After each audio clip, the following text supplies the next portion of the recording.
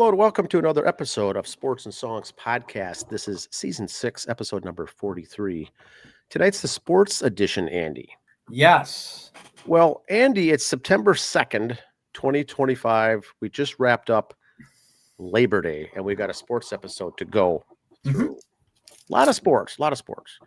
Yes. Let's start off here first. Let's start off with their ad. Something new. Yes, something new. This fall, follow the unique and free coverage of Minnesota football teams and other newsmakers via David Shamma's Minnesota Sports Headliners website. Since 2006, the website has covered the local sports topics that interest readers the most and delivered content you may not read elsewhere while providing insights about the teams, players, coaches, management, and ownership that fans follow with passion.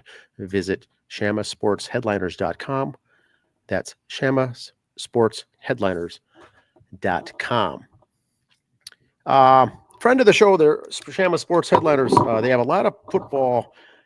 This time of year, a lot of Vikings. And the best thing with David Shamma is he covers a lot of the inside stuff. I think it was 2 weeks ago on this day, he had an article that came out saying what the Vikings should do for the receiving core that's been depleted a little bit is bring back Adam Thielen. Bring him back from the Panthers. Get him in here as a veteran leader, as a mentor, relatively inexpensive, and have him come home. And where do we sit here today? He's back. And, you know, Shamma's a good follow-up, especially for fans of this show, because we're not real strong in football.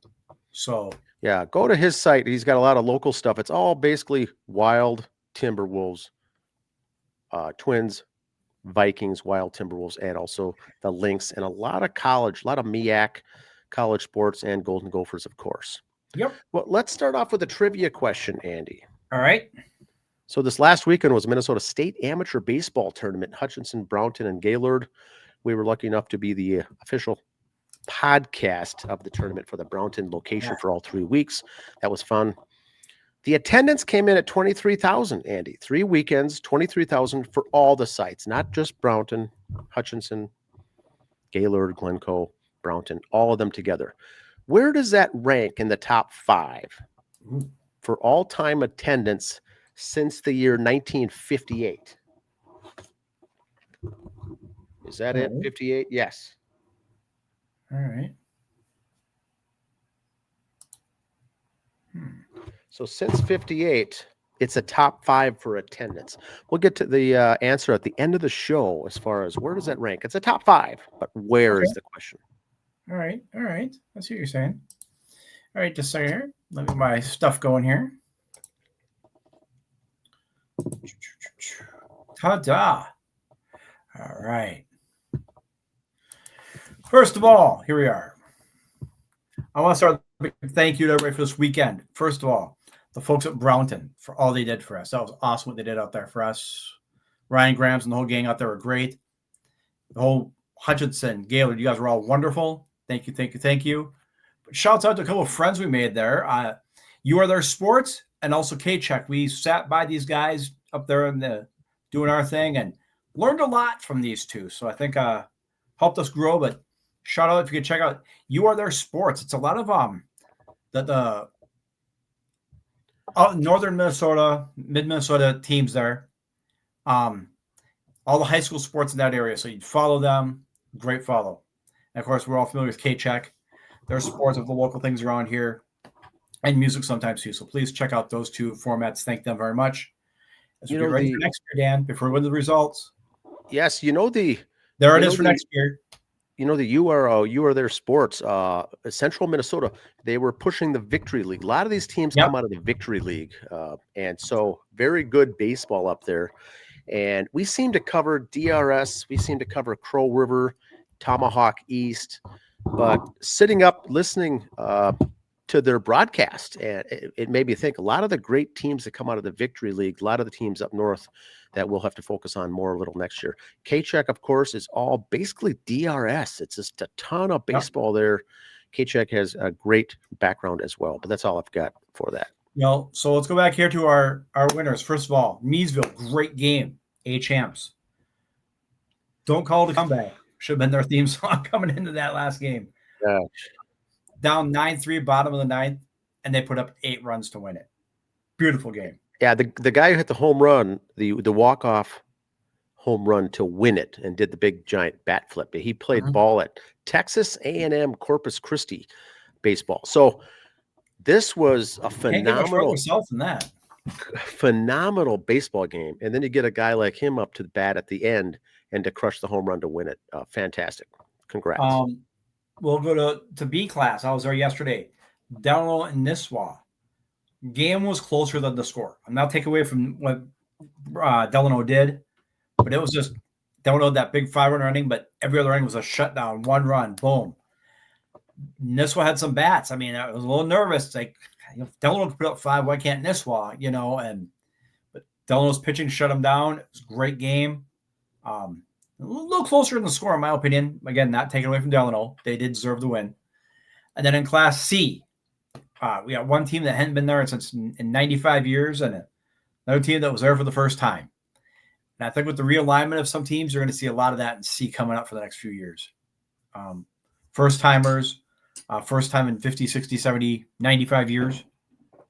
Yeah, it was Lesueur. I mean, it was Lesueur Braves. Last time in the title game for any state tournament for amateur was 1930.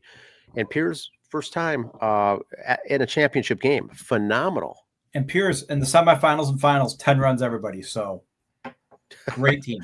Fantastic. They were unbelievable. Very good game. And Pierre's, that's where the You Are There Now Sports. They cover all their sports. Of course, you see for their leagues up there. So you catch their games up there next year for them. Again, K-check for all the Lesueur games. So it's kind of, we had both sides going on each side. That was kind of cool. But here we go. Go back a little bit now. Get away from town ball for a little bit. You got any more town ball stuff before I go on? Just go back to that previous slide about next year. Yes, there we are. Dun, dun, dun. Yeah, did you talk about that one yet? That's the logo. That's the site for next year. New Prague, Shakopee, Jordan. I think I heard him say Chaska is going to be the 4th site, I believe. Yes, that is correct. Chaska will host the 4th. That'll be a great tournament. We are still in negotiations on which site we will be covering next year. So, yes, they do have a title sponsor, Andy. Yes. Do you have a slide for that? No, I don't. I didn't get that one. So the title sponsor they've already announced it yesterday. Friends of the show, it's the Shakopee Bowl. Oh, yes, I did see it, but I didn't put the slide up. Yes. They're going to be sponsoring this tournament. They're from Shakopee. It's a great location. We've had them. We've promoted their stuff before. It's a great venue for songs. It's a great concert venue. They promote a lot of sports. A lot of teams play there. I mean, go there for lunch or dinner after their games. A lot of kids go to their ball. They do a lot of fundraising things there. That's the place that's got the Little League, the wiffle ball stadiums and the outdoor volleyball and stuff. So they're going to be hosting it, and that's going to be a great, fantastic. And they got great food there too. Oh my gosh! So that's going to be fantastic for the teams to go there. And Andy, when they first converted over with the new ownership, they named all their pizzas after local town ballparks. Yes. So what better way to be a corporate sponsor there? I'm looking forward to seeing what they do there with Shakopee Bowl. That should be fun. So here we got to go back a little bit in the history here, a little fun fact, if you will. Bartolo Colon swung at 610 pitches in his major league career, and his helmet stayed on for only 27 of them. Big Sexy. Bring it up. Coming up a week or so here, the Mets are going to have an old-timers game. Big Sexy's going to be there. A lot of the old-time Mets will be there. And people say there's too many stats. This is hilarious. I could argue that it's too many stats. I mean, someone had to go through now and check this 610. How about the home run that he hit? Helmet stayed on, right? That was one of the 27. Oh, that's a great, you know what that is, Andy? A trivia question right there. That's what we do here. We're here to educate. Injury report, kind of. Kids ages 15 to 19 account for 57% of all Tommy John surgeries in the U.S. Speed kills, boys. Yeah. Kurt Schilling, I just can't get past the fact that pitching in baseball from Major League to Little League is breathtakingly broken.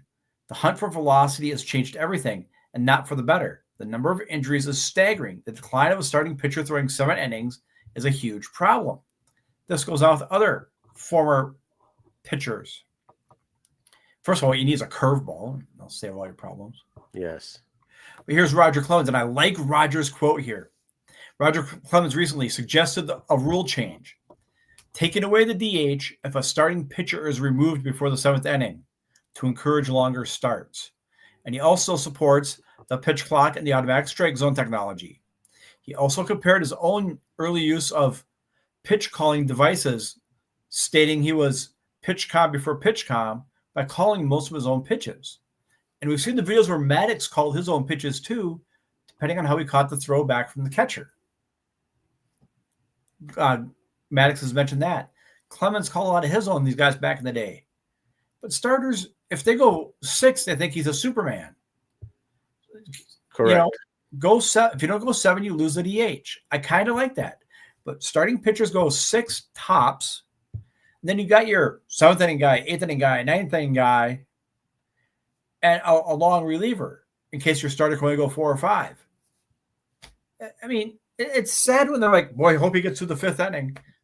That's why I think, first of all, if it keeps up this way, you'll never see a 30-game winner again, period. Sure, I agree. 20 games are going to be few and far between. So with that said, though, also I hear Major League Baseball next year is bringing back, I don't know what they're going to call it, but what we grew it up as is the Rolaids Relief Man Award. Yeah. They're going to come back with an award for relief pitchers because I think that role has expanded so much. The relief pitcher is almost more important than the starters. Correct. So. Yeah, it's a fine line. Yep. Got some more sports notes here. Here's a picture of Paige Beckers laying on the ground. It says, how many times does she have to be on the ground for us to start protecting her and cleaning up the physicality? Her, we saw Caitlin last year. Paige is getting kind of beat up out there. That's all I'm going to say on it. Just watch the games. You'll see what's going on. And it's not like it's the old veterans who've been in the league 7 years picking on the rookies. It's other rookies that are jealous of their popularity. They're both great players. Caitlin was good or is good. Paige is good. I don't know if it's jealousy, the fact that they're getting more press than you, why you're doing it. I got no problem with a hard foul. I'll give you that here and there, but sure, you could just lightly touch the arm as they're going up and get the foul for a layup. You don't have to tackle them. Yeah, and these are different than flops. Yeah. Oh, yeah, these girls do not flop. They are not flops. In the NBA, you see flops, and these girls are not going down the 2 that you mentioned because of that. These are hard, rough, physical play. I got no problem with physical play, but when you start targeting, that's the point here, is the targeting over and over and over, and these 2 just keep getting drilled. Like I said, and Caitlin did it the one time there was an issue with her. Someone's coming in, you just kind of grab them. Okay, there's foul. She didn't have to tackle them and put her down. Just kind of grab her. Hey, you're not going up, foul. That's basketball. You don't need to knock them over. I mean, because poor Paige Beckers, I know I don't talk about a girl's weight, but this is just fat me looking at her going, she weighs what, $110 soaking wet? So it's not going to take long to break her in half falling down. So Penn State men's hockey to host Michigan State at Beaver Stadium next year in Penn State there, January 31st. That'll be kind of a cool outdoor game in that area. Mm-hmm. So, yay. A little hockey talk. Here we go. Yes. Been a while. I know Dan's kind of itching for this. I always look forward to these. Here's a schedule last week of all the college football games are on all the different channels. I know on those ESPN apps, there was the viewership for the UFC Jacksonville State game or the Wyoming Akron game must have just been through the roof. Delaware State and Delaware. Oh my God. St. Francis and UL Monroe. Oh my word. Really? Last Saturday, for the fact they got the baseball app to get the Mets games, there wasn't a baseball game to be found. And you wonder why fans are not going to your sport, because you sell out to the cables and the Netflix and the streaming channels for the game. Peacock, Hulu, Apple TV. And how many people they have the Amazon TV? Oh, I got Amazon Prime on my phone. Most people who have the Amazon Prime on their phone, I'm going to take a safe guess here. Not a lot of them are baseball fans are getting it for the baseball package to watch. Just Correct. saying. They're not getting it the Hulu package to watch the baseball game of the week. They're not getting this for the baseball game. They're getting it for all the other stuff on there. If the other person in the family realizes we have that, I get the baseball game, great. That's not why they got it. The sad thing is, football has, I don't want to use the brainwashed word, but I can't think of anything else, but brainwashed people thinking, you have to watch football if you want to be a man. So here, pay for our app and get all these football games. What would he do? No, really? St. Francis and UL Monroe? Yeah, boy, that's a make or break game right there in lifestyles on how I'm going to live my life. Name me one player on either team. Even after watching the game, name me one player on either team.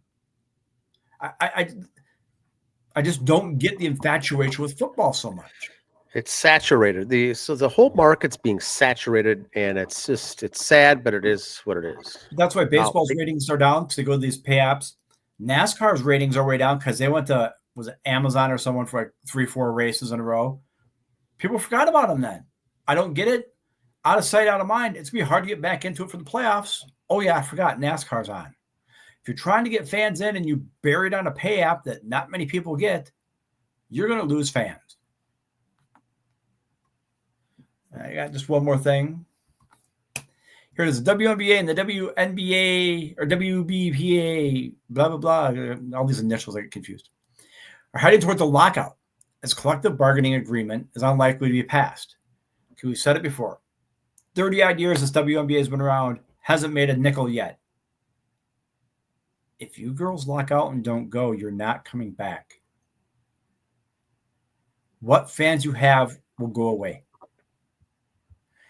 What you're going to see happen here, I think, write this down. If the WNBA locks out, if I was one of those cable channels we showed before, I would pick up all the European women's basketball games because those of us who still like the women's game want to watch it. So we'll watch on that. Now, don't put it on a pay channel because I don't want to watch it that bad. But throw it on the CBS Saturday morning game. We can watch it on demand later on or on a YouTube channel. Because if these girls go on strike or lockout, that could be the end of them. I don't want it to be, but it could be. Well, you've mentioned in the past, if you treat it like a business, which business have you ever heard of that has not made a dime ever since they began existing, and now they want to lock out? Yeah. That's the WNBA from a financial standpoint. They haven't made a profit. They're not profitable business. So they're digging their heels in to have a lockout, and good luck with all that. Yeah, you're going to lose what fans you've been slowly getting up here. That's why I said if I was a CBS or ESPN2, find the European Women's League, sign it, and get it. So the few fans you have, ESPN wants to go back to having regular sports to get rid of their programming and have more sports on. Start with this. When ESPN first started, its first sport it had on was women's tennis. Okay. Because I remember at ESPN in the early days, it was the Australian rules football and stuff like that. They didn't have baseball, hockey, football, and soccer and all that other stuff. They had the other sports. We'll start getting some of the other sports back. That's what people want. Yeah, that's what I got, sir. Interesting stuff. So people over the weekend had probably did their fantasy football draft. I'm sure people are all set for that. Big hype. That'll be the hype this week now. NFL football. And Andy, what you said is true. We've got the Thursday night game opener. Yep. Now they've added a Friday night opening weekend NFL game. And so talk about saturation. Do you need a Friday night game on opening weekend? Well, when you're the NFL, you do. When the NFL, yes, now you're going to have a Friday night game. Now that's just this opening weekend. We won't see these again. There's Thursday will be there, but it's opening weekend. So you got to get your lineup set. Football season is going to be going strong Thursday, Friday night, Sunday, and then Monday. The Vikings don't play till Monday. So we'll see what happens with the Vikings receiving core, the running back tandem that they got, the new defense, the new offensive line. I mean, they've got some improvements that this team could be good, and all eyes will be on J.J. McCarthy on a Monday night game. So that'll be interesting. Baseball, once again, very, very good this weekend, state amateur baseball. But that does mean it concludes. Summer season is done. Guess what kicks off tomorrow night, Andy? The Fall Amateur Baseball League. That's right. Some teams have a 15-game schedule that begins after Labor Day that are 9-inning-long games. And so this will be fun to watch. Those games, keep in mind, are Wednesday nights and Sunday afternoons. And that is a good thing to watch. All those games are free. No, they don't. There's no charging for admission. So now, Andy, the trivia follow question. Our social medias for those game times. We'll plug some of them up there once in a while. Yes.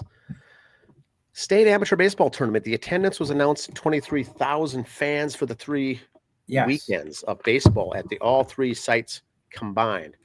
Where does that sit in the top 5, Andy? Since 1956. I say sixth.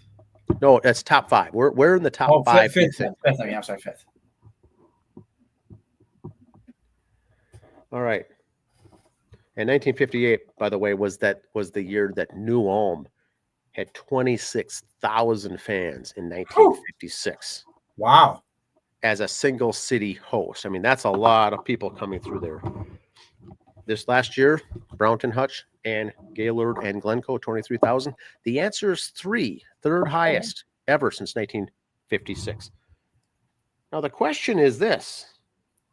Here's the answer, Andy. Now, we know the answer is 3rd, but people will come back now and comment on that by saying, but Dan, you shouldn't twist it that way. In the last 3 years, it was the worst attendance of the last 3 years. So now we've seen this recent surge since COVID. Now the realignment, all these fans are going. 28,000 in 2023. Dassel, Delano, Litchfield, Waconia, 28,000. Last year, Belle Plaine, Jordan, Green Isle, 26,000. This year, 23,000. Huge, fantastic numbers. In the last 3 years, yes, it's the lowest of the last 3 years. But still, when you get an amateur tournament drawing over 22,000 fans over a 3-week period, that sport is fantastic. And that's where people are looking forward to. People are going. People are coming together. Shows like us is promoting it, and it is fun to watch. But it wasn't that way since 1956. You know, like I said, back in the 50s, New Ulm. We'll have to do our homework, and we'll put it on the social medias tomorrow. We'll have Kevin look it up for us. How many games was that in New Ulm to get that? Well, I think that they had multiple sites, but it was only in New Ulm. So, and that is, you're hosting everything now within your city. So now you're getting all the revenues and people stopping at the burger joints and the restaurants and the bars. The gas stations, The gas stations. Everything's coming to one. And it wasn't until the 60s or actually the 70s before they split it into multiple cities hosting it. But they used to have a joint, one single site back in the day. And what were they having? 32 games for C, 32 for B, 32 yeah, for I don't know how it wasn't. That's there wasn't 3 games classes. was that to get that many people? It is a lot of people, and they would come from all over back then. That was huge. Amateur baseball was huge, and then it went through its decline. And you know, many people were not going recently until COVID hit. People started going to the ball games and getting out, doing outdoor activities. That's when you saw the increase in camping, biking, motorcycling, snowmobiling, people going to the lakes, the cabins. Everything went outdoors. Spending their luxury dollar elsewhere, yes. Yes. And so that was a huge thing. But